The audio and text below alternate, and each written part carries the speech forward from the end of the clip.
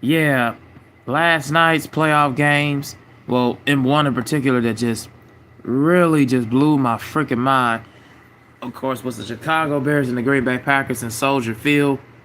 And the Bears came back from a 21-6 deficit, scored 25 unanswered points in the fourth quarter, and win by the score of 31-27 over the Green Bay Slackers, the Green Bay Packers. And the reason why I say that is the Green Bay Packers dominated this entire game until the midway point in the fourth quarter, as the Chicago Bears could not get anything offensively to move. Like, they could not get anything going. The Green Bay Packers had over 230 yards in the entire first half, while the Bears only had like 85.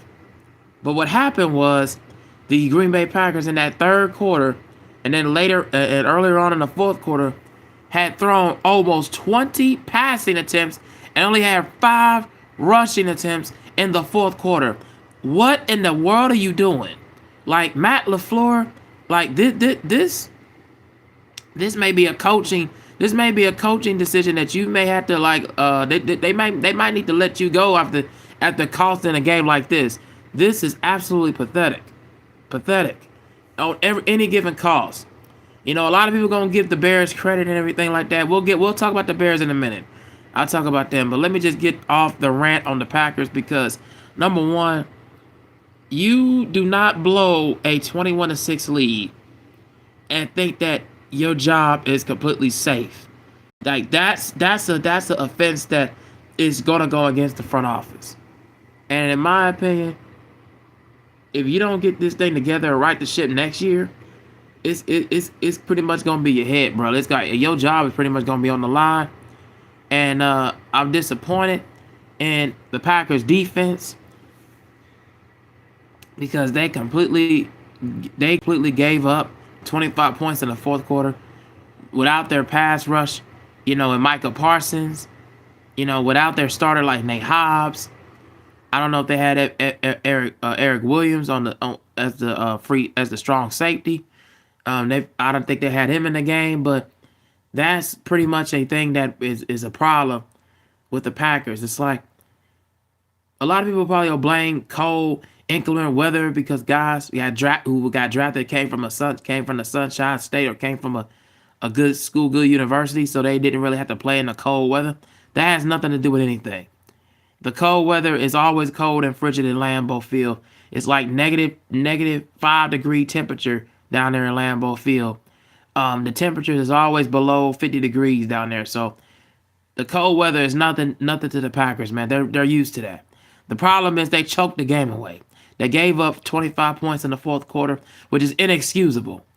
Inexcusable of a team that had high expectations, Super Bowl aspirations within and of a sense, and those Super Bowl aspirations pretty much are gone out the window because you didn't let not only the Chicago Bears feel confidence, you let them not only feel confidence, you let them feel like they could actually go to the big dance, go to the Super Bowl, and they have been an overachieving team since the starting point of the season.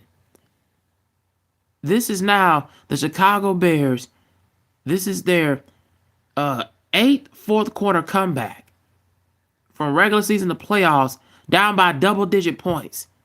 That leads the whole entire NFL, even the Denver Broncos, because the Denver Broncos only had like 6. Now the Chicago Bears got 8 fourth quarter comebacks. 8 fourth quarter comebacks when down by double digits. That's inexcusable if you're the Packers. Very inexcusable.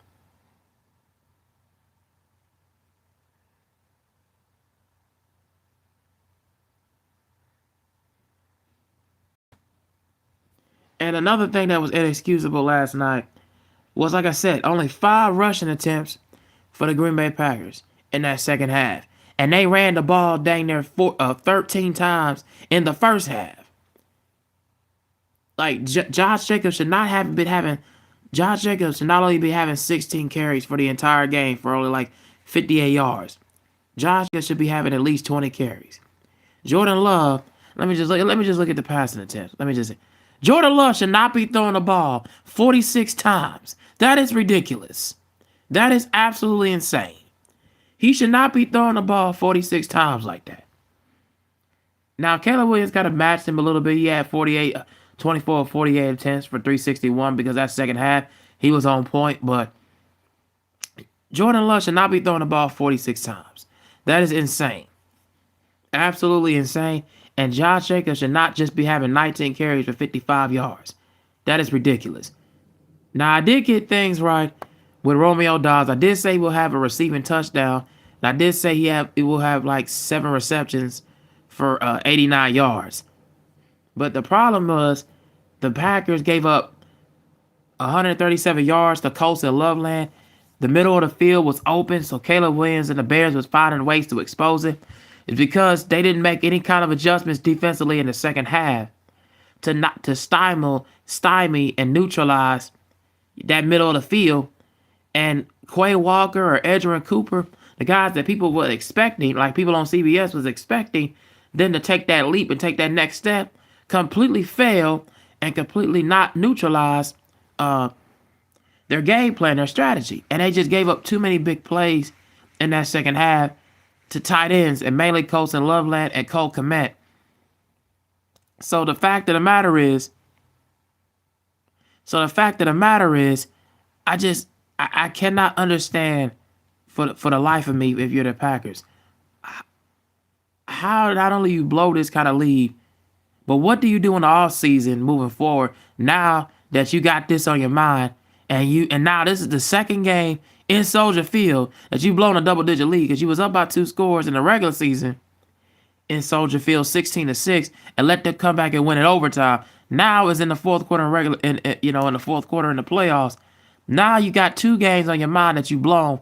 Now you gotta go back and look at the drawing board and say, what can I do now? What can I do now? What can I improve to make this game better? And also, the Bears outgained the Packers by only 24 yards. That's it. The Packers outgained them in the running game. They had way more yards per play. The difference was the Bears was 10 for 19 on third down. How in the world the Packers live on third down? How in the world the Bears was 10 for 19 on third down and you guys were 6 of 15 on third down?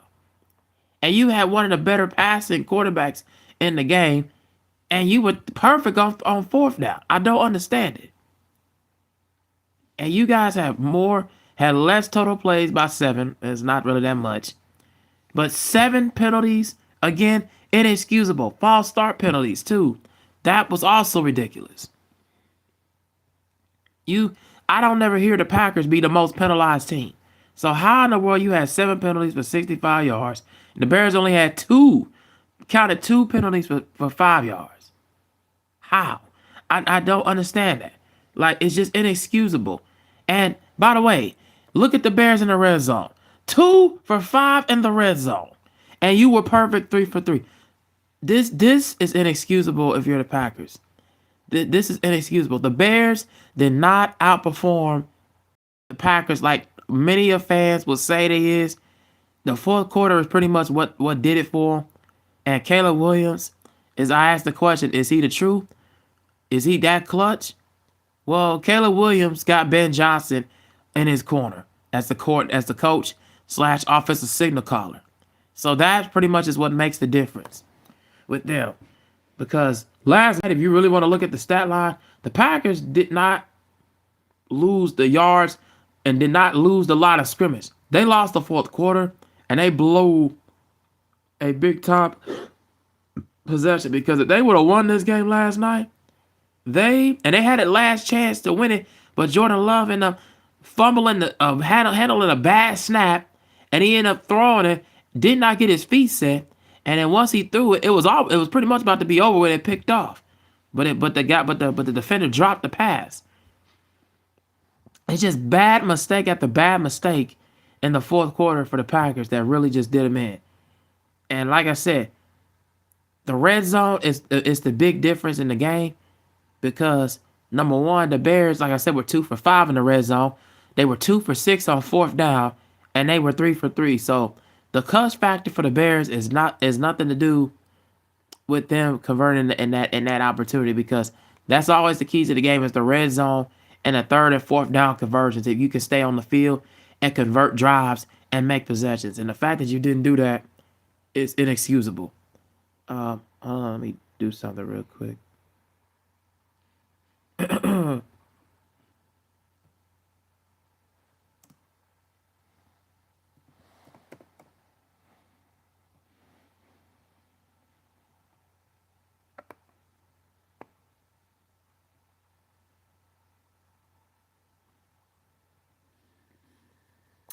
All right, there we go.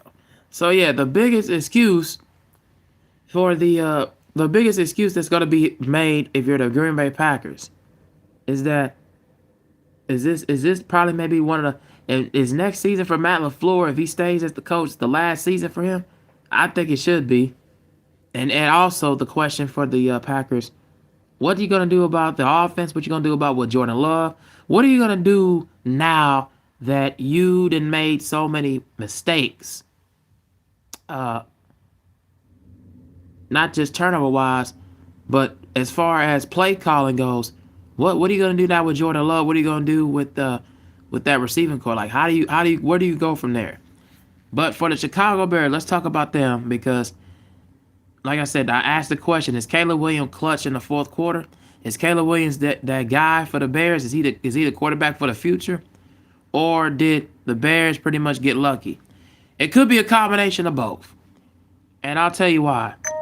The reason why I say it could be a combination of both is that, number one, the the Bears, like I said, they were not that good in the red zone last night, and they were not that good on fourth down, but they were 10 for 19 on third down.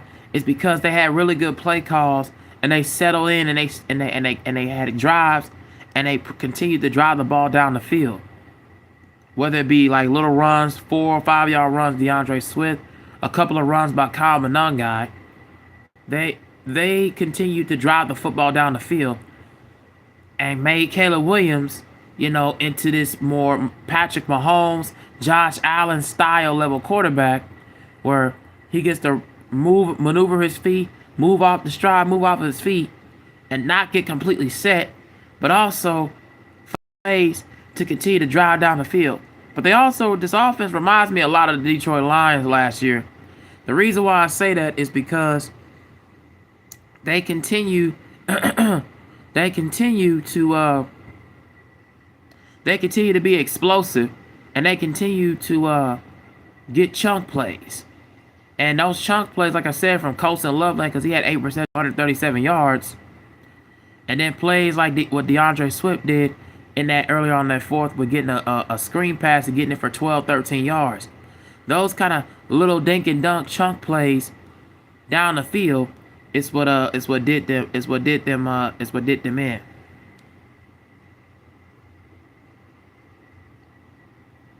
Oh, you said your only hope now is that to see that Aaron does actually own the Bears. Yeah, he does. Yeah, he does. He's been on the Bears since the early 2010s.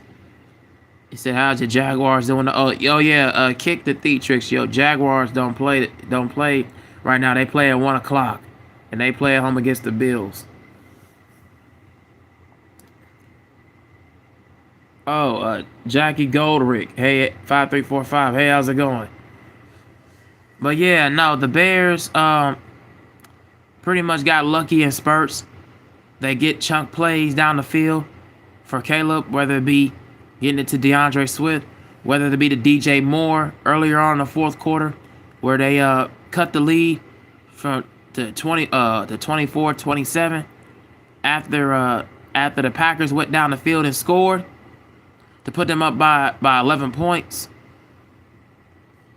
That was a good play. That was a good throw from Caleb. I give him credit for that. And I don't think Caleb Williams is. A lot of people was about to write the bed off of Caleb Williams. Like, the people was trying to write him off as like, oh, he's gonna be a bust because of what happened last year. He's not gonna be as good as people say he is.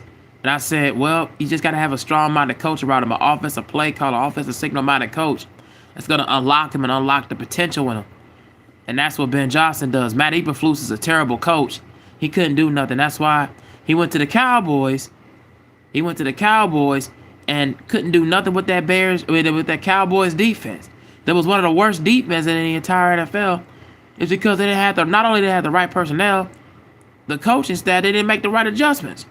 They kept calling cover 4 quarters or cover 2 introvert defenses. You can't do that.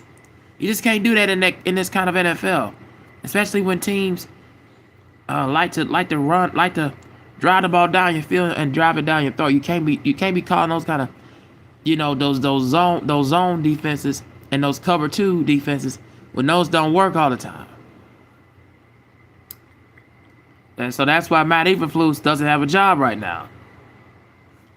So the Chicago Bears just needed the right coaching staff, and they just needed the right offensive line to help Caleb Williams out. Because without that, yeah, I don't know. I don't know if the jury would be out. The jury probably would be out on him if they didn't have the offensive line and if they didn't get the guys, the running backs, to really assure him and help him out. And then they didn't get the right kind of coaching staff to really unlock the true potential that he has and cut down and limit the mistakes that he made last season. So I feel like he has progressed from way progressed from what he did last season. And he's made himself into one of the brightest young stars in the game. Like what he's done and what Drake May's done, what Bo Nix can do potentially with Sean Payton. A lot of these coaching staff, and then of course, what Liam Cohen's doing with Trevor Lawrence with the Jags. A lot of these coaching staff, it just pays to have that in the NFL to really understand and be offensive minded and really know what your team strengths is and weaknesses are. What play calls can you make and what play calls can you make? Whether it be the attack in the middle of the field, whether it be grinding it out like you saw last night, because they completely grind out the Packers in every other fashion. Like I said, whether it be running for 3 or 4 yards, or whether it be dink and dunk plays that Caleb was throwing to Swift, or DJ Moore, Lamar Burton, Romeo Odunze, and then Colson Loveland. Like those kind of plays help out in the long run in the future.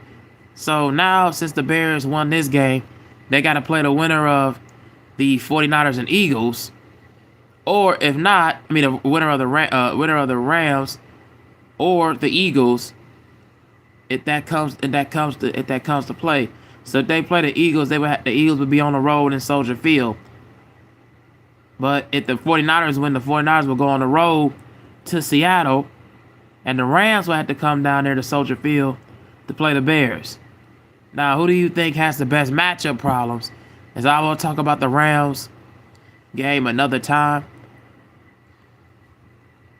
I'll talk about that game another time. Because they barely escaped past the Carolina Panthers, but they still remain clutch. He still had remained clutch with one of the potential MVPs in Matt Stafford. When it was all said and most, I'll talk about that game another time. But who do you think the Bears match up against better? Did they match up well against the Rams, or did they match up well against the Eagles? Who do you want to see them face? Let me know down in the comment section, because that is an important question that I have.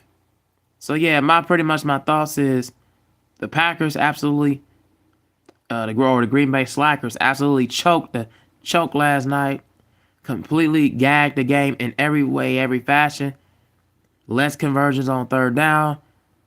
The lack of creativity and imagination in the play calling, and forcing Jordan Love to make 46 passing attempts, which is not his game and not his strong suit. And the lack of creativity in the passing game and drop passes. Those were the biggest things, the biggest factors of why they lost this game. And in my opinion, they're going to have to look at a lot of things in the offseason. And then also, for the Chicago Bears, the story for them is they continue to ride the momentum and ride this wave as they won their first playoff game in almost a decade since 2018, I believe. They now not only hosted their first playoff game since 2018, they won a home playoff game in quite some time. So what a win for them. And now they move on. Yep, and now they move on. So that's the end of the discussion right there. And I really believe, in my honest opinion, they can go further. They can go all the way if they continue it. But if they continue to play like this in the first half and struggle, yeah, they're pretty much gonna get the door hinges blow off of them. But they gotta get off to better starts. They really gotta get off to a better start in the first half, because playing from behind like this and then waiting till the fourth quarter to really come through, it's not gonna always work. You're gonna constantly run into those teams that's really gonna give it to you.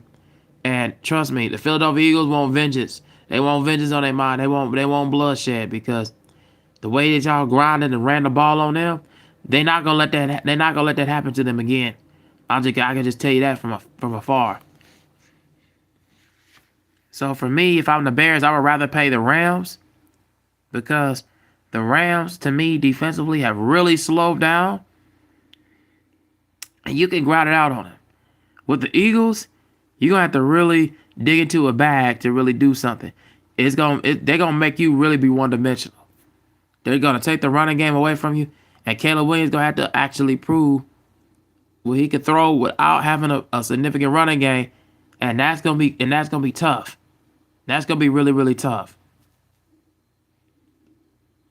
Yeah, that's gonna be really, really tough, because the Eagles is not gonna let you run the ball for 230-something yards like that on them again. That ain't gonna happen.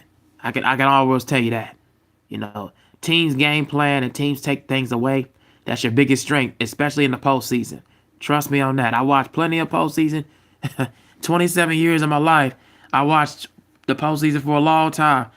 Teams will take your best game plan away from you, no matter what, no matter the cost. Especially when they know a championship is on the line, Super Bowl's on the line. So yeah, I will be doing coverage on the Bills and Jaguars game, and later on, and talk about the 49ers and Eagles, and the Chargers and Patriots, and more playoff coverages later on today. All right, so let me know what your thoughts about this game down in the comments section. I'll be getting on out of here. Peace.